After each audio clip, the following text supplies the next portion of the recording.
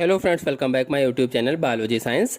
हम सभी लोग जानते हैं कि इस संसार में विभिन्न प्रकार के जीव जंतु पाए जाते हैं, चाहे वो पक्षी हो, कीट पतंगे हों, मनुष्य हो, जल में रहने वाले कोई जीव हों। तो विभिन्न जीव जंतुओं से उत्सर्जित होने वाले 3 प्रमुख नाइट्रोजन युक्त अपशिष्ट होते हैं। कौन कौन से? यूरिक अम्ल, अमोनिया और यूरिया। ये 3 प्रमुख नाइट्रोजन युक्त अपशिष्ट हैं जो इन जंतुओं से उत्सर्जित होते हैं। और इन तीनों में से यदि यूरिक अम्ल की बात की जाए तो यूरिक अम्ल सबसे कम विषैला होता है, सबसे कम यानी सबसे कम जहरीला होता है और सबसे कम जल में घुलनशील भी होता है, जल में कम घुलनशील है। एक एक पॉइंट को ध्यान से सुनिएगा क्योंकि हर पॉइंट पर क्वेश्चन बनते हैं और हर पॉइंट पर क्वेश्चन आए भी हैं। तो ऐसे जीव जंतु जो यूरिक अम्ल का उत्सर्जन करते हैं उन्हें यूरिकोटिलिक कहा जाता है। यानी ऐसे जीव जंतु जो यूरिक अम्ल का उत्सर्जन करते हैं, एक्सक्रीशन करते हैं, क्या कहलाते हैं? यूरिकोटिलिक कहलाते हैं। और यह क्रिया यूरिकोटेलिज्म कहलाती है, यूरिकोटेलिज्म। अब मन में प्रश्न आ रहा होगा कि यूरिकोटेलिक जंतु होते कौन से हैं, यानी यूरिक अम्ल का उत्सर्जन करने वाले जंतु कौन कौन से होते हैं? तो पक्षी है, कीट पतंगे हैं, सरीसृप यानी रेप्टाइल्स हैं और मरुस्थल में पाए जाने वाले सर्प होते हैं। यानी कुल मिलाकर के यूरिकोटेलिज्म या यूरिक एसिड का उत्सर्जन करने वाले पक्षी, कीट और रेप्टाइल्स होते हैं जो इन पदार्थों का उत्सर्जन करते हैं। और मैंने बताया कि यूरिक एसिड ठोस या अर्ध ठोस रूप में मरुस्थलीय जंतुओं द्वारा उत्सर्जित होता है। अब यदि अमोनिया को देखा जाए तो अमोनिया अत्यंत विषैली और जल में घुलनशील अपशिष्ट है, अत्यंत विषैली है, जल में घुलनशील है। जबकि जो यूरिक एसिड था, यूरिक अम्ल था, वो कम विषैला था और कम जल में घुलनशील था, लेकिन ये अधिक विषैली है और जल में घुलनशील अपशिष्ट है।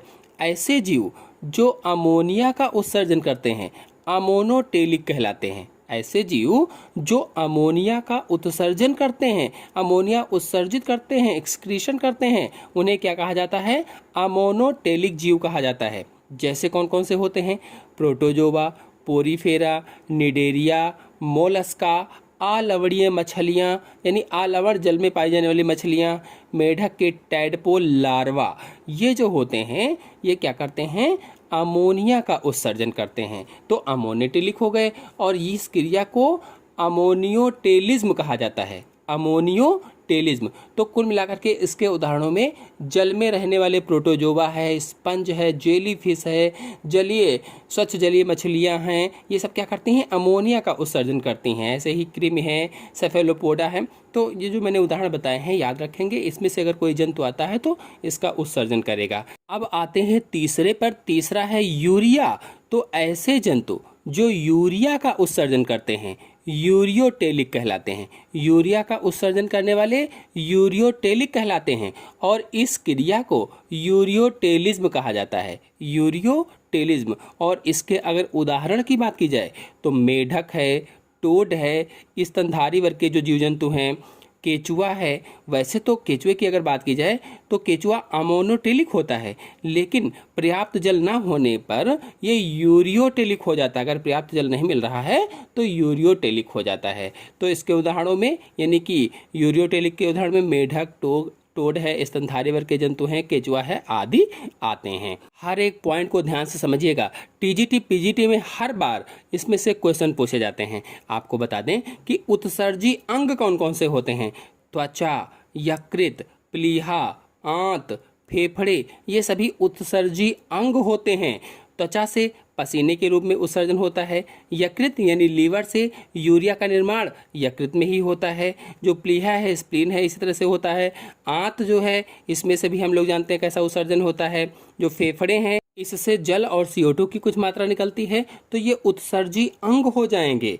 और किडनी ठीक से काम नहीं करती है तो रक्त में यूरिया की मात्रा बढ़ जाती है, जिसे यूरेमिया कहा जाता है। यूरेमिया क्या है? तो अगर किडनी ठीक से काम नहीं कर रही है, हमारा गुर्दा ठीक से काम नहीं कर रहा है, वृक्क ठीक से काम नहीं कर रहा है, तो जो हमारा ब्लड होता है उसमें यूरिया की मात्रा बढ़ जाती है और इसी क्रिया को यूरेमिया कहा जाता है। यूरेमिया अगर पूछ लिया जाए यूरेमिया क्या है तो आप बताएंगे इस तरह से तीन चीज़ें मैंने समझाई, अमोनियोटेलिज्म, यूरियोटेलिज्म और यूरिकोटेलिज्म। इसमें से हर बार प्रश्न पूछे जाते हैं।